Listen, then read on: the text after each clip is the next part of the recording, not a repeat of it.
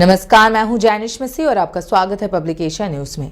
संसद की सुरक्षा में चूक को लेकर गुरुवार को राज्यसभा में कांग्रेस सहित विपक्ष के सदस्यों ने जमकर हंगामा किया, जिसकी वजह से शून्यकाल भी नहीं हो पाया और सभापति जगदीप धनखड़ ने तृणमूल कांग्रेस के डेरेक ओब्रायन को तत्काल सदन से बाहर जाने के निर्देश दिए।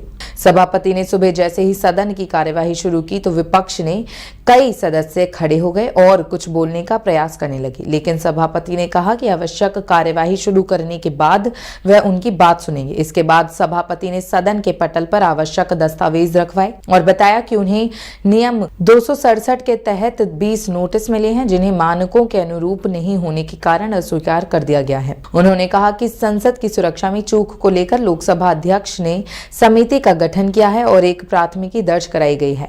सभापति ने बताया कि इस मामले की जांच चल रही है। इसके बाद विपक्ष के सदस्यों ने सदन में शोर शराबा शुरू कर दिया और सभापति के आसन के समक्ष आ गए। तृणमूल कांग्रेस के डेरेक ओब्रायन सदन के सहायक और रिपोर्टर्स की मेज की ओर आ गए और जोर जोर से बोलने लगे। सभापति ने उनके इस आचरण पर गहरी नाराजगी जताई और उन्हें तत्काल सदन से बाहर जाने के निर्देश दिए।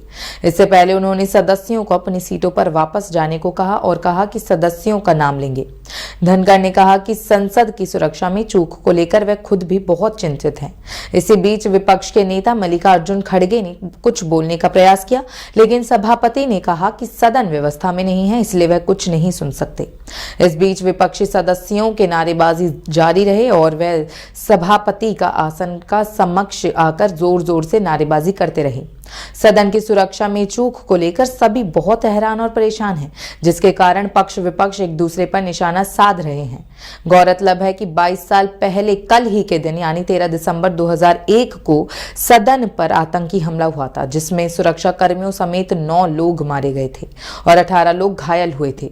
बस गनीमत रही कि कोई सांसद इनका निशाना नहीं बना। आपको बता दें कि उस वक्त संसद में शीतकालीन सत्र ही चल रहा था। महिला आरक्षण विधेयक पर बहस के दौरान हंगामे के चलते सुबह 11:02 पर लोकसभा और राज्यसभा की कार्यवाही स्थगित कर दी गई थी। इस कारण उस वक्त के प्रधानमंत्री अटल बिहारी वाजपेयी और विपक्ष की नेता सोनिया गांधी समेत कई मंत्री संसद भवन से जा चुके थे, लेकिन उस वक्त के देश के गृह मंत्री लालकृष्ण आडवाणी, प्रमोद महाजन, कई मंत्री, सांसद और पत्रकार समेत 100 से ज्यादा वीआईपी संसद भवन के भीतर मौजूद थे। घड़ी में लगभग 11:30 हो रहे थे। उपराष्ट्रपति कृष्णकांत के सिक्योरिटी गार्ड उनके बाहर आने का इंतजार कर रहे थे। तभी गृह मंत्रालय का फर्जी स्टिकर लगाए हुए सफेद रंग की एम्बेसडर कार गेट नंबर 12 से संसद भवन में घुस गई। कार में हथियारों का जखीरा था और 5 आतंकी बैठे थे। इस कारण गेट नंबर 12 पर मौजूद सुरक्षा कर्मियों को चकमा देने में सफल हो गए।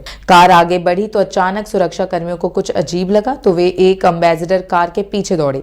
इस बीच आतंकियों की कार उपराष्ट्रपति की खड़ी कार से टकरा गई। घबराकर आतंकियों ने अंधाधुंध फायरिंग शुरू कर दी। आतंकियों के पास AK-47 पिस्टल और हैंड ग्रेनेड था, जबकि उस वक्त सिक्योरिटी गार्ड निहत्थे हुआ करते थे। ऐसे ही तमाम जानकारियों के लिए देखते रहें पब्लिकेशन न्यूज। धन्यवाद।